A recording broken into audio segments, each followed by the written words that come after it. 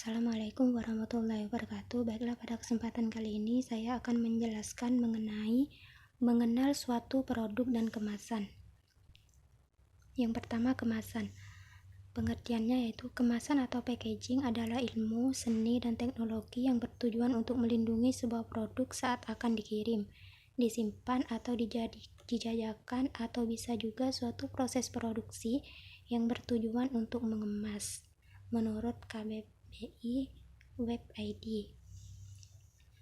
Selanjutnya, 4 sasaran pengemasan yang dipertimbangkan, yaitu yang pertama, kemasan harus melindungi produk di sepanjang perjalanannya melalui saluran distribusi hingga mencapai sasaran.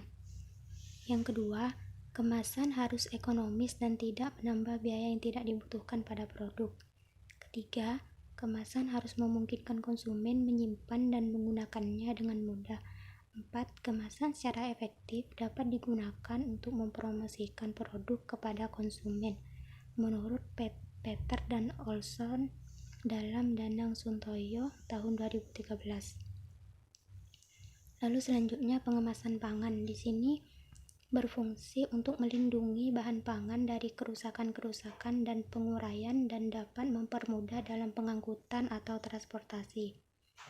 Selanjutnya, klasifikasi kemasan. 1. Kemasan dipakai berulang kali. 2. Kemasan langsung buang. 3. Kemasan primer atau kemasan yang mewadahi. 4. Kemasan sekunder atau kemasan yang melindungi kemasan lain. 5. Kemasan tersier dan kuarter. Ini diperlukan setelah kemasan primer dan sekunder. 6. Kemasan fleksibel atau kemasan tersebut luntur. 7. Kemasan yang kuat atau tidak lentur. Selanjutnya, fungsi kemasan. Yang pertama, proteksi atau pelindungan fisik kemasan. 2. Pengelompokan, penempatan, dan penyimpanan kemasan sehingga mudah untuk diklasifikasikan. 3. Keamanan, yaitu material pembungkus dalam keadaan baik. 4. Kemudahan fisik. 5. Marketing, mampu menjawab aspirasi masyarakat. Pelabelan paket yang didefinisikan yaitu komunikasi tertulis, elektronik, atau grafik pada paket atau label yang terpisah tetapi terkait. Selanjutnya, syarat label pangan. Yang pertama, tulisan huruf Latin atau angka Arab bahasa Indonesia kecuali ada padanannya atau ekspor ke luar negeri. 2. Tidak mudah lepas, luntur, atau rusak, letak mudah dilihat dan dibaca. 3. Harus benar, tidak menyesatkan. 4. Untuk pangan olahan tidak boleh mencantumkan manfaat bagi kesehatan dengan didukung fakta ilmiah. 5. Tidak boleh mencantumkan nama, identitas, logo, lembaga yang melakukan analisis tentang pangan tersebut. Selanjutnya, fungsi label. Yang pertama yaitu identitas produk. Memberikan informasi kepada konsumen tentang 1. Bahan yang dikemas. 2. Cara menggunakan produk. 3. Cara menangani produk. 4. Tanggal kadaluarsa. 5. Komposisi produk. 6. Cara penanganan kemasan bekas. 7. Identifikasi persyaratan lingkungan. Lalu yang kedua, membantu penjualan produk. Kemasan menjadi promosi bagi produk. Aspek pemasaran. Yang pertama, menarik perhatian seperti warna, bentuk, merek, gambar, tata letak.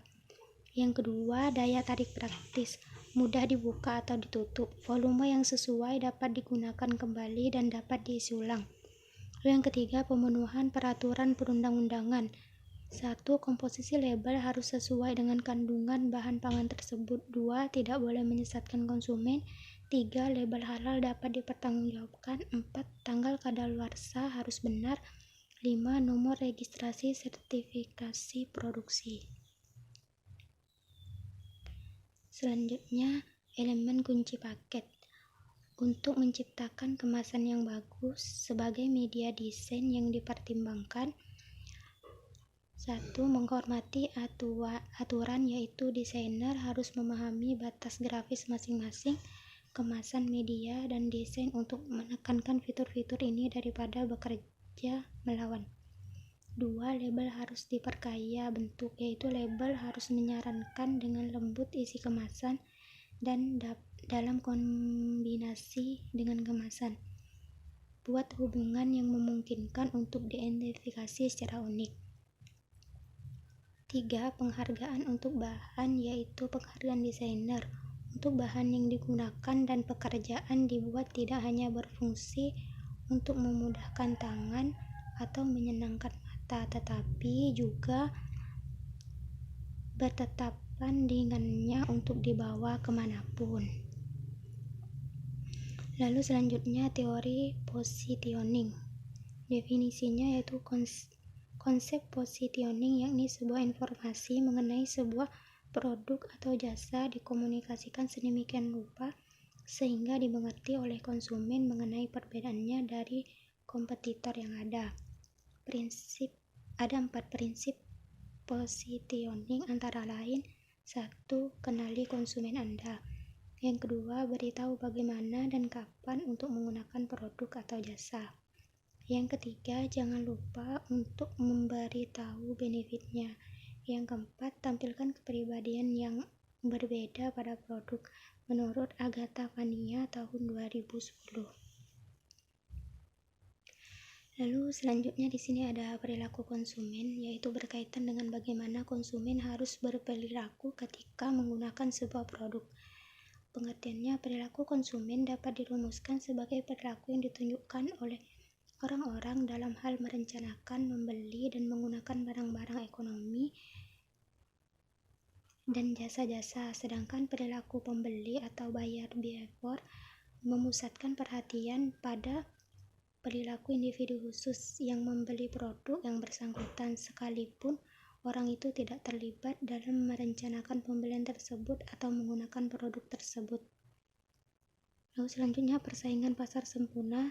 Salah satu struktur pasar dalam konteks ilmu ekonomi adalah pasar persaingan sempurna. Dalam pasar ini terdapat banyak penjual atau produsen yang menjual satu jenis produk tertentu yang homogen.